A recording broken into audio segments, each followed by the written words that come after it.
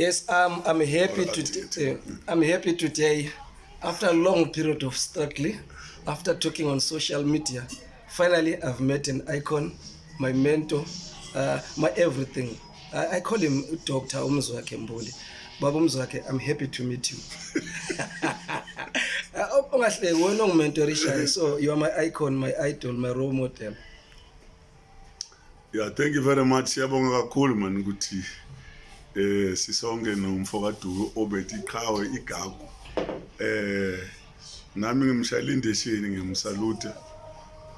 Obert has got all what it takes. Obert uyipower, unamandla kakhulu. So I'm proud ukuthi Africa has produced such a great poet. So qhubeka mfethu enza umsebenzi omuhle ukukhuluma amaqiniso. I-role yama-poets it's to qwashisa, is to speak out, to tell it like it is. It's like truth to power kind of a skill and profession. So yeah, so ngithi mina the African poetic tradition is oral. So ungabayeki vuvuzela mfethu qhubeka nje uvuvuzela. Angibayeki, but you are the god of poetry in Africa.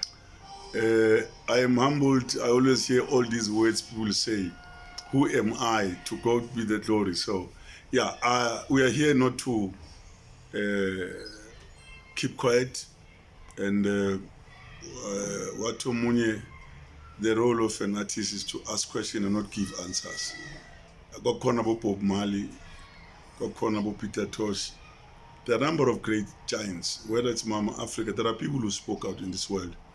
And whether it's Amika Cabral, Franz Fanon, I can name a number of people, but there are a lot of poets, I'm glad, that are mushrooming, that are coming up, emerging all over the continent, speaking out, doing exactly what Obert Dube is doing. So guys, keep up the good work. I'm not the best poet, I'm just trying. Keep up the good work, guys.